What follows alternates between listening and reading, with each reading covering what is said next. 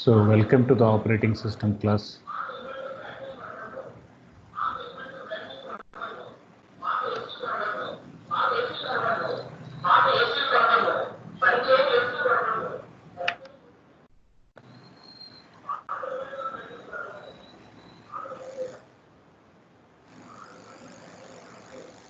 So these are the contents what we have talked about in the yesterday's class. That is history of Unix, overview of Unix, process in Unix, memory management, I/O management, and file management. So we will be taking up again the same contents where we have paused. That is the architecture of the kernel. So the architecture of kernel we have paused here. So kernel architecture we were mentioning. So we have been telling that we have the fourth layer, that is the user interface. It is at the fourth. Then we are going to have some shell, which is going to be at the third. Then we were mentioning the kernel, which is at the second, and we were mentioning the hardware devices, which is at the first. So these are the four ways what we are going to use it. So between this component, either a user nor a shell, we are going to use system calls. We are going to use system calls here. So we were mentioning in the earlier class the different types of system calls, etc., and the unforeseen conditions which are happened during the execution of a program through hardware components. Then we are going to call it as hardware interrupts. Traps, we are going to call them as software interrupts. That is some syntax error, semantic error, out of array, index out of range, divide by 0. So those are all going to be part of the errors which are going to be raised, that too during the program execution. So we call them as software interrupts. Then we talked about the memory management. That is, it is having some virtual memory, it is having some cache memory. Then we talked about file management, file systems. Then talked about disk. Then regarding the socket programming, regarding the networks, that is computer networks, we talked about TCP/IP protocols, OSI model. So Dijkstra's algorithm, DFS and BFS algorithms, followed by this terminal commands, etc. So that is what we talked about. Then we were mentioning the content. It is going to have a parent process followed by a child process, and parent process, it is indicated by PID. So it is going to have some process control block. It is having some set of registers. With that register, it is going to have some stack, code, data, and some extra segments. So it is having some process ID and to which process it was given. So all that it is going to be resumed via this process control block. So that is what we mentioned. One, we call it as fork, that is creation of a child process. So when we are going to say fork, it is creation of child thread. We call it as creation of some child thread. So that is what we are going to mention here. So extension of the yesterday's class. So we can see that POSIX. POSIX is nothing but a portable operating system interface via Unix. So POSIX is nothing but portable operating system interface via Unix. That is what we are mentioning. So I was mentioning PID is going to create a thread. So it creates a new thread and it is going to have some address space. Just now I was mentioning. So address space, you can see this stack is there, code, data, and extra. So those all of them, they are going to be in the allocated content. So thread has been created and there is some exit state and there is some exit state to the thread. So a process has been done followed by the exit state. So when it is going to need some terminal, then it is going to use some joining of a terminal. So we are having a commands called for this process synchronization. So in process synchronization, there are some primitives which are going to be handled with some semaphores and with mutual exclusion. So there are two items here. So one with semaphores, another with mutual exclusion. Now, how are they implemented in this Unix operating system? So one you can see here, mutual exclusion. So when I am going to call it as mutex, then it says that at most one process stays in the critical section. At most one process, it is going to stay in the critical section. So that is what we are going to mention here as a mutex. So mutex is going to be created. So how it is going to be created? Yes, it is going to have a command called as an initialization command. Okay, mutex you have created. After the mutex has been created, now it is up to you to eliminate the mutex. So that is going to say, we call it as a destroy function. So pthread underscore mutex underscore destroy, it is going to destroy the content. Second, when there is some critical section, it is going to have some shared resources, and these shared resources has to be acquired and they have to be released. So shared resources has to be acquired and shared resources has to be released. So you need here an option of locking mechanism, nor you need some unlocking mechanism. So how it is going to happen? It is going to happen with a command called as locking, and it is going to happen with a command called as unlocking. So next one, in the process synchronization, we still have some monitors. And monitors, they are going to be part of this high level language, and they can be implemented using some Pascal or C. And these monitors, they are going to work with hardware, synchronization hardware. So those, they are going to be with this conditions. They are going to put on conditions here. So that is where we are going to say create a condition.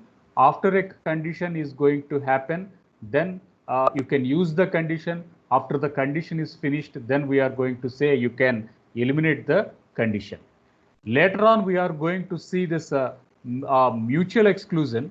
So mutual exclusion, it is going to be protected with two primitives. Right from the beginning of the unit, we were mentioning one, we are going to say if it wants to enter into a critical section, it puts wait and it is represented as yes with value 0. Okay, it entered the critical section, it used the shared content, then it has to release the critical section.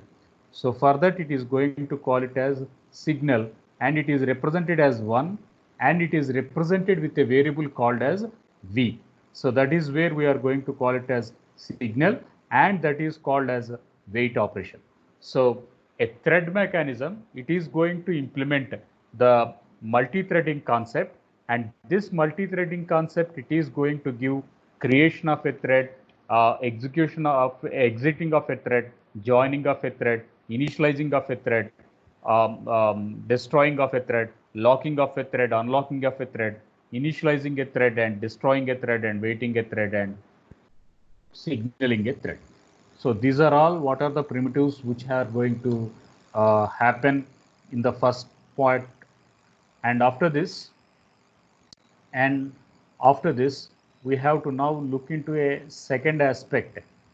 You have to look into the second aspect. So that second aspect we are going to call here as a we are going to call this one so 2. So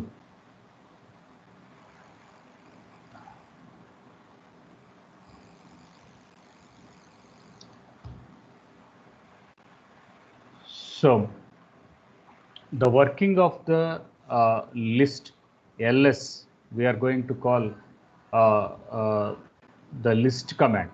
So when we are going to say it is a list command, it is more or less equal to the dir command, where this select star dot star. So in a DBMS, so you want to see what are the different items available with the operating system. That one you want to look in. So where we are in the Unix operating system, we are going to use this ls. So now you can see this diagram. So the process is going to be identified with a 501. So this one we are going to call it as parent thread. This one we are going to call it as parent thread. And this parent thread, it is going to be identified with a number called as 501. So 501 we are going to call here as a parent thread. And then it has used a command called as fork. It has used a command called as fork. So when it is going to use a command called as fork, it is going to create a, it is going to create a child thread.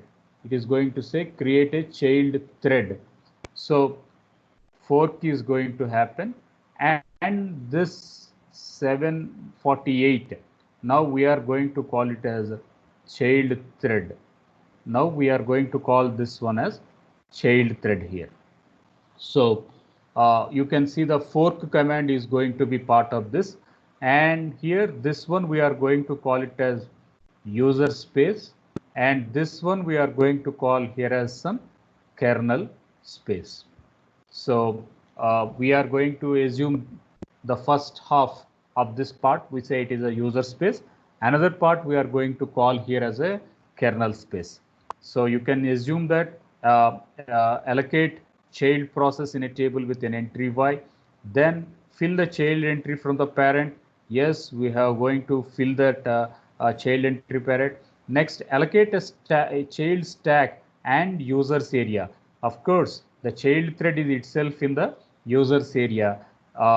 So now looking again into the some other aspect, what we are going to mention. So we have data, we have code, we have extra, and we are going to have the fourth primitive, that is stack.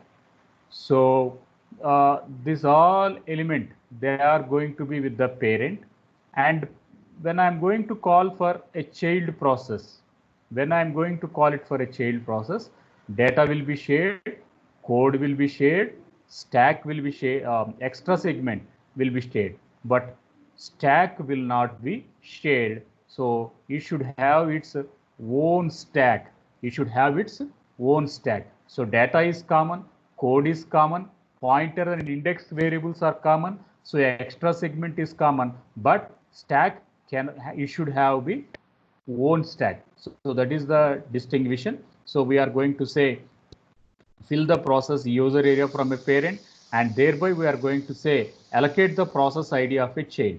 So what is the process ID we are going to allocate? We are going to allocate the process ID as 748. So that is the roll number of this child process. Next one, we are going to say set up child to share the parent content. So what is the parent content it is going to share. It is going to take up data, it is going to take up code, it is going to take up extra, and it is not working on the stack. So next one, copy page tables for data and stack, and set up share of opening files. Yes, data is open, code is sacred, pointers and index. So extra is nothing but they are called as pointers and they are called as index, that it is going to be shared. So next one, we are going to say find the executable program. So now you are going to say execute the child thread. Execute the child thread. We are going to assume here.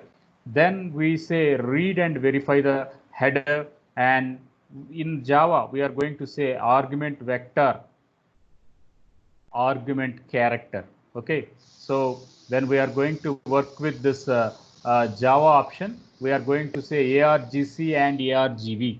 So at that case, in argc and argv, argument vector, this one and this one is called as an argument character, and these we are going to call it as some command line arguments.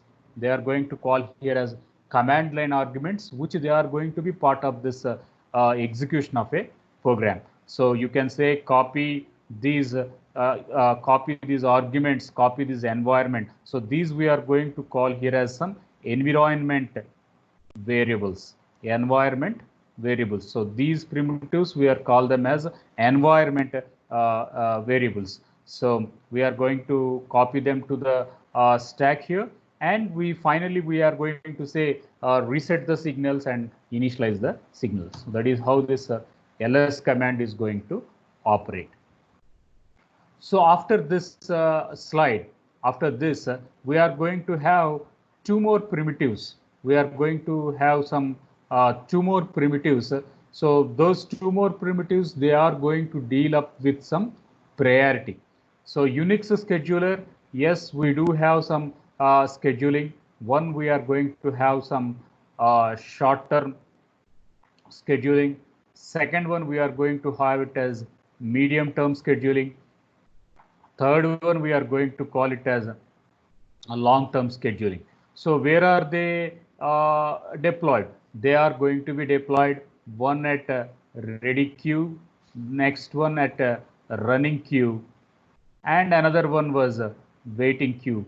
So IO waiting queue. So these they are going to be deployed. So the long-term scheduler or a medium-term scheduler or a short-term scheduler, they are going to be worked with this ready state, running state, and the waiting state. Okay, now again, there are some CPU scheduling algorithms which we are going to work up with.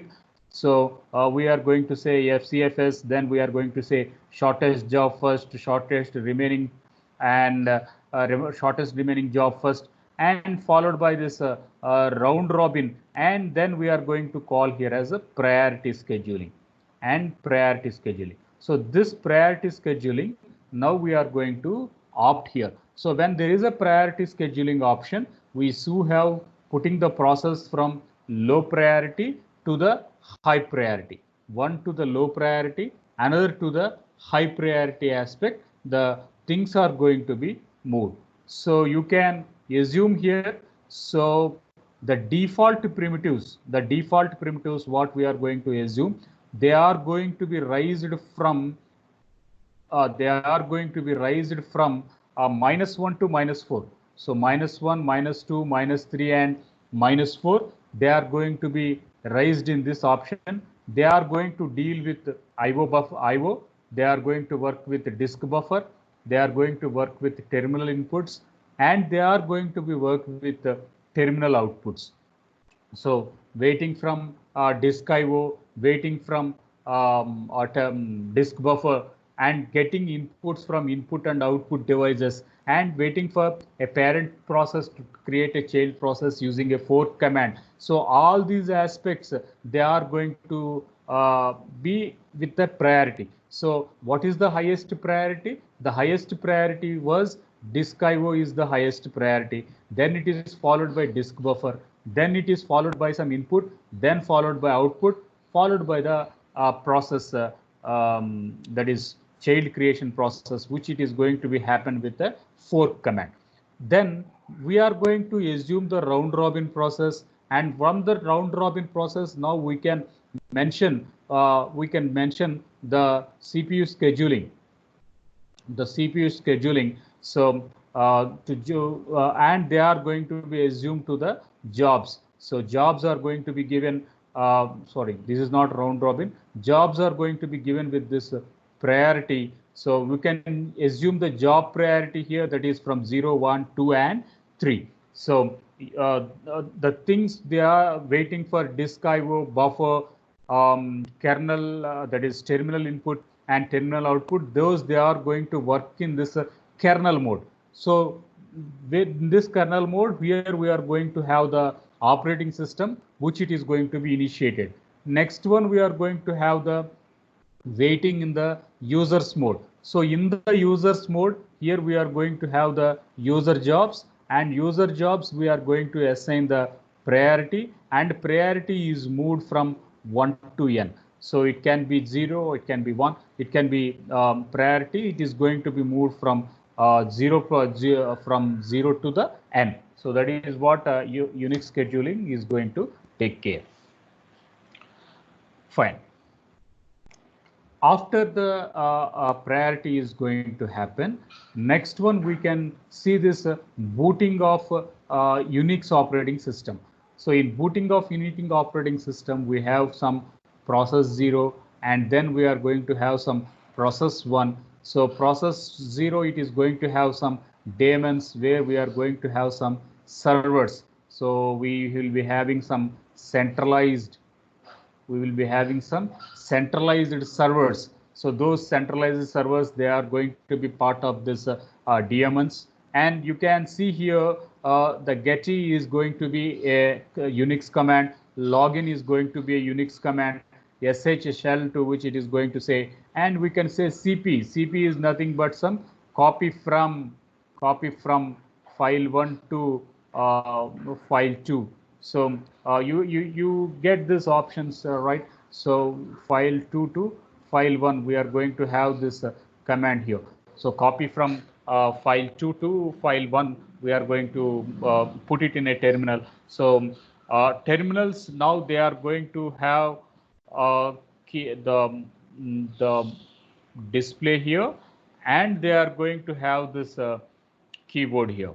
So they are going to have the display, that is the monitor here, and they are going to have the keyboard. So but the CPU is going to be common. So CPU and memory, they are going to be shared. CPU and memory, they are going to be shared between processes, and they are going to apply the time shared operating system. Then they are going to apply the time shared operating system, which is a concept of some multitasking, So those we are going to say here, the Unix operating system, it is going to have some terminals, terminal 1, terminal 2, and terminal 0, and they are going to have a shared memory, and they are going to have a shared CPU, and it is going to be implemented with some multitasking. So time sharing operating system, it is going to work with round robin. So it is going to have some time quantum as some 2 milliseconds like that. So we say it is some time slot here. So time slot is going to happen for 2 milliseconds, and it assumes the round robin architecture. That is, so terminal 0 will happen first, it moves to terminal 1, then it is going to move to terminal 2. After terminal 2, data it is going to be moved to terminal 1. So this fashion we are going to say as round robin. And now CPU, it is going to switch. We will be having the CPU, and we will be having the memory, and this it is going to be in the shared aspect. It is going to be shared aspect. As it is going to be the shared aspect, it is going to be allotted by a time quantum. So first 10 milliseconds, it is first 2 milliseconds, it is going to allocate it to the process called as T0, then it is going to be moved to process called as T1, then it is going to be moved to a process which is in the terminal called as T2. So that is how this booting is going to happen. So after this, after the process management is going to be done, next we will be having this as memory management. So when we are going to say it is a memory management, we will be having memory management. So in the memory management, we can assume that there is going to be the physical memory. So physical memory, we are going to call it as main memory, and a physical memory and main memory. Then we are going to assume it as some to the secondary memory. Then we are going to assume it to the secondary memory. So physical memory, we are going to put it into the random access memory. Physical memory, we are going to assume it as the random access memory, and where this secondary memory it is there, it can be in C drive, it can be in D drive, E drive, F drive, whatever you call. So those we are going to call it as the disks, and they are going to be part of the secondary memory. But now here you can see a new word. Here you can see a new word called as a virtual memory. So here you can see that there is a new word which you can assume it is being called as a virtual memory space. So if there is a physical memory, then we are going to have physical address space. If there is a virtual memory, then we are going to have it as a virtual address space. So now what is virtual memory? So virtual memory is called as illusion or false copy of main memory. So it is a virtual memory. We are going to call it as a illusion, nor it is going to be called it as a false copy of the main memory. So what is main memory here? So main memory, we are going to call it is working on the random access memory. So random access memory, if it is having some restriction, so assume it is a 2 GB RAM, assume it is going to be some 2 GB RAM or 4 GB RAM, but your hard disk, it is going to be some 500 GB of hard disk. The from 500 GB or hard disk or 1 terabyte of hard disk, but that implementation has to be done in 2 GB or 4 GB. Now you need some extra space, you need some extra allocation, and that extra allocation we are going to say it as a virtual memory. So in virtual memory, we are going to have pages here. In virtual memory, we are going to have pages, and in physical memory, we are going to have it as page frames. And in physical memory, we are going to have page frames. So we need some table. We are going to call it as page map table. We will be calling it as page map table, and which it is going to map the physical addresses, with virtual addresses. It is going to map the physical addresses with the virtual addresses. So why it is going to map? Physical memory is going to have very little space when compared to the main memory. So you can see that main memory, it is going to be in 1 terabyte, nor it is going to be in 500 GB. But when we are going to say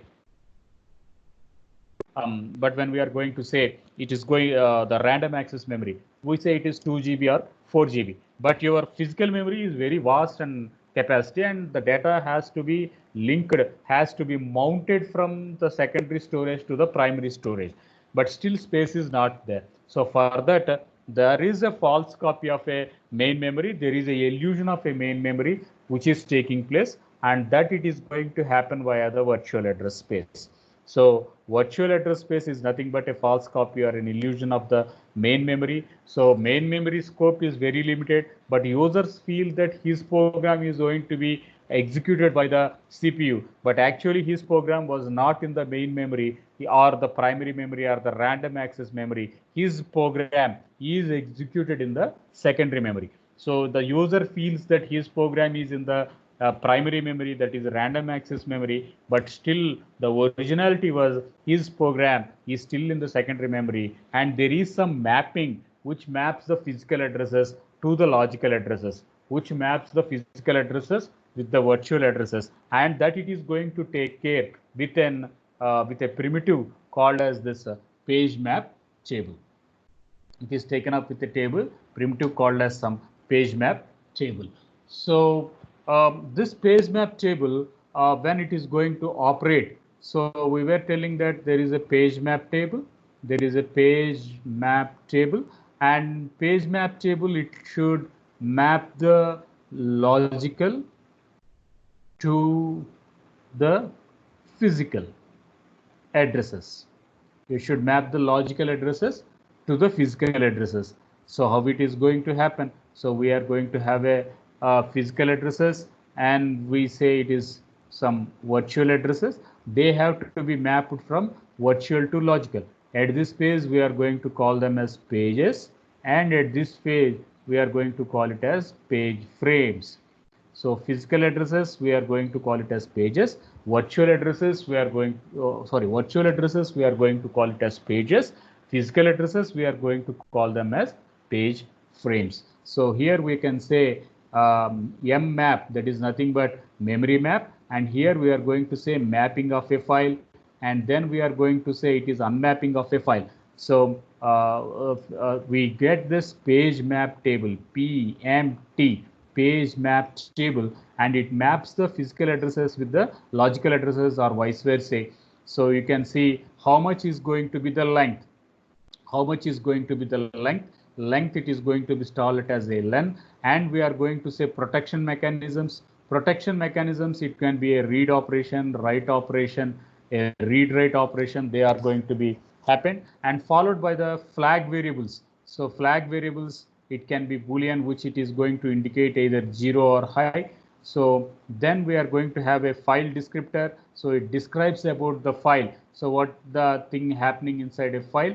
So where it is going to be stored, the location, etc. So it is going to have some file ID, and it is describing about the file, followed by the file offset. So it is going to give the length of the file. It is going to give the length of the file. So how many locations the file is going to be spread. So it is going to say number of blocks, or you can say a number of blocks or number of addresses a file is occupied. So that it is going to be given by this offset. So you can say there is some yes, we are going to call some an error, and B we are going to call as a base register. So we said some base register, base address, and which is going to be happen with BRK. So these are all regarding the different operations which are going to be mapped with this core content of memory management technique.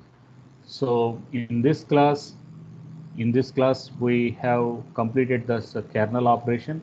Then we have taken up this ls command. In this ls command, we were telling that there is a process called as parent, and it creates a child process, and the child process is initiated by ls, by a fork command, so that parent process is identified as 501, child process is identified as 748, and the things are going to be executed in a kernel mode with the operating system, and user job, it is going to be allocated in a user space. That is, we have given the communication between the parent process and the child process.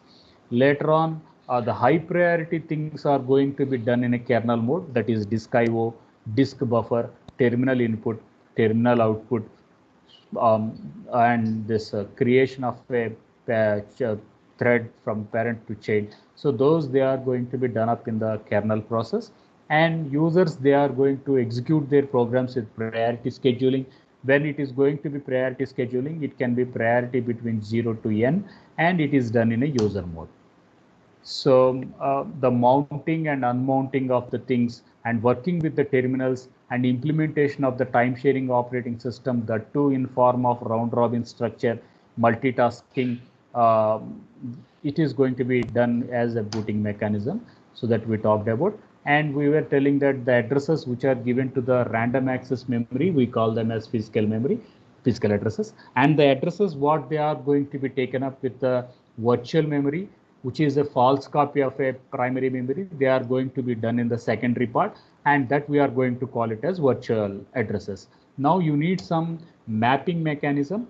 You need some mapping mechanism which maps the virtual addresses with the physical addresses, that it is going to happen with a table called as page map table. So that is all for today what we have discussed.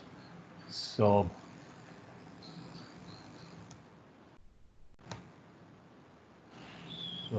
stop recording.